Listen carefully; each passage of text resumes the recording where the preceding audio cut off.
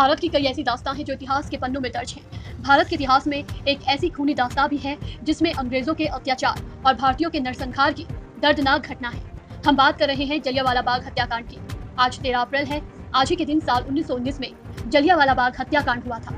ऐसा हत्याकांड जब भी इसका जिक्र होता है तो आंखों में आंसू आ जाते हैं और भारतीय क्रोध से भर जाते हैं। जलियांवाला बाग, अमृतसर, 13 अप्रैल 1919।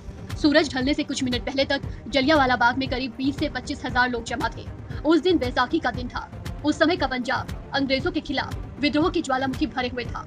इस दिन रॉलेट एक्ट का विरोध करने के लिए एक सभा हो रही थी। हालांकि शहर में कर्फ्यू लगाया गया था, लेकिन कर्फ्यू के बीच हजारों लोग सभा में शामिल होने पहुंचे थे। इस बाग में जुटे लोग शांतिपूर्ण तरीके से अंग्रेजी सरकार की तानाशाही का विरोध कर रहे थे। अंग्रेजी हुकूमत को ये बर्दाश्त नहीं हुआ। उन्होंने जानबूझकर पहले तो सभी लोगों को जमा होने दिया।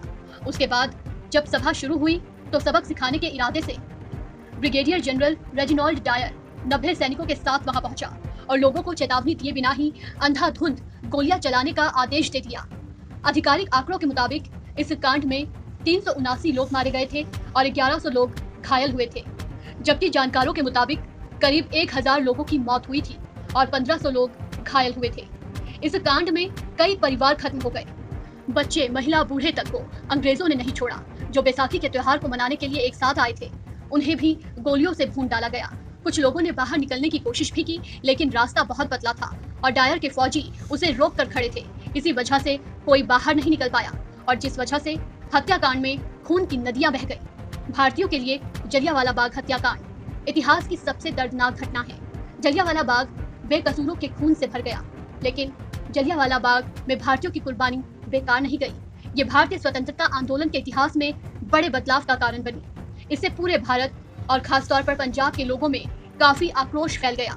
ब्रिटिश सरकार की क्रूरता गोलियों के निशान के रूप में बाग की दीवारों पर आज तक मौजूद है।